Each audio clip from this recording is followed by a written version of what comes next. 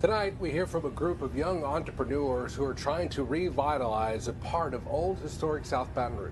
One of the projects is the historic Lincoln Hotel, which has been in line for a major makeover for some time. Donovan Jackson has this profile in Black history. The Hotel Lincoln, built in the 1950s, is a historic landmark in Baton Rouge where celebrities like James Brown, Aretha Franklin, Benny King, and many others stayed while visiting the capital city. But now it is just an old abandoned building like many other sites near South Baton Rouge. We had a lot of black flight to the suburbs, and it really drained a lot of our neighborhoods of, of property owners and business owners. People took their houses and their businesses with them.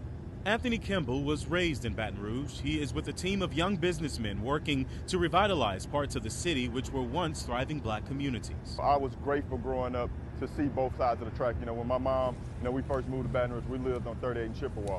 By the time I was in high school, we were living off Segan Lane. You really see the investment that has been made literally by the city. And it hasn't been much of an investment. And these areas, over time have just, continues to be drained of the resources and, the people that can make a difference in the neighborhood. Kimball's efforts play a key role in an initiative called Buy Back Baton Rouge. Just recently, I talked with one of his team members helping to revitalize Scotlandville near Southern University.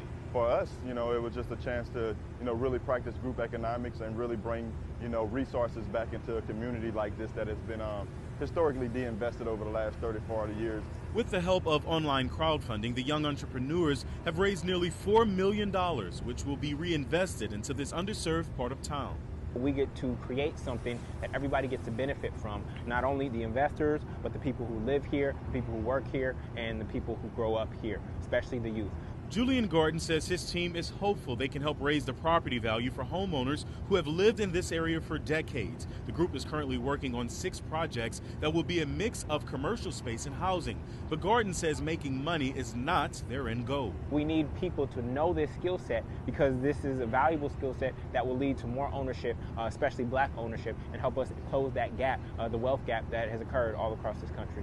Even their office space, covered with murals of the past, present, and future of black history, has become a spot where folks in the community can visit and learn about reinvesting into their neighborhoods. It's a journey, a journey we understand that we're at the beginning of, but I think it takes, people like myself who are, benefiting financially off this neighborhood by doing projects to say, hey, how can, we give other, share this pie with other people.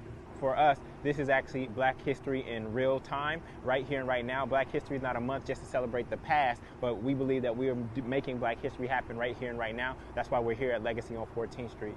Gordon says for him, Black History Month is not only about where we've been, but also where we're going. Donovan Jackson, WAFB 9 News. So the team tells us they plan to start renovations at the Lincoln Hotel in just a couple of months. They plan to restore the property by turning it into multifamily housing with ground floor retail. You can read about the initiative right now in this story on the 9 News app.